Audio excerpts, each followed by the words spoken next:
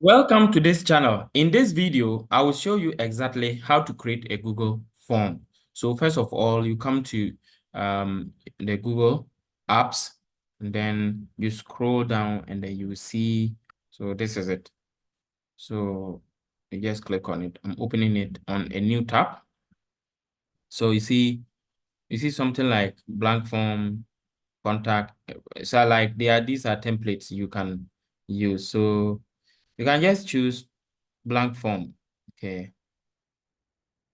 So untitled form. So you give the title of your form and then you put your question here. Let me show you. For example, you put a title of the form, then you come and put a question. So after I put the two options that I want, you just when you put the two options you want, you just click on the plus button and then it will add another again. And so in this case, this one is a short answer.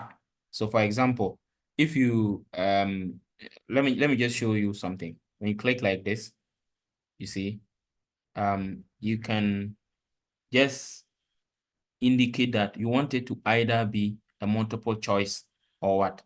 You want it to be what? We have short answer and multiple choice. So that is how the whole thing is. But this particular option, I'm deleting it because I've already indicated. So this is the first question.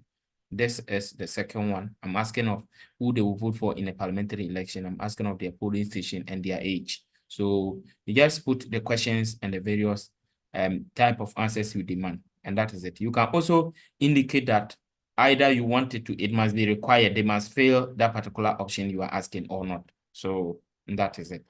Okay. Thank you. If you follow this option, you are going to get a solution. Remember to subscribe to this channel, turn on the notification bell and like this video. Now, after you are done, what you have to do is you can come here and then click on what? Send. When you click on send, it is going to you. So for example, let me show you before I even go and send, let me show you that you can check the settings. So the settings, what you can do is that you can come here and set that you want the responses to be what?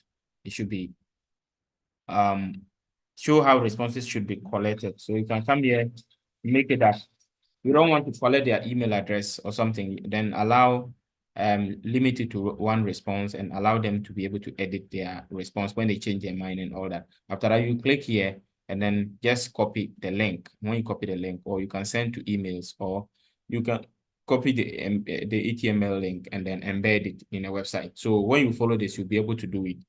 Thank you once again. Remember to subscribe. If you have any problem, leave it in the comment section and we'll follow up to help you. Once again, see you in the next video. Bye-bye.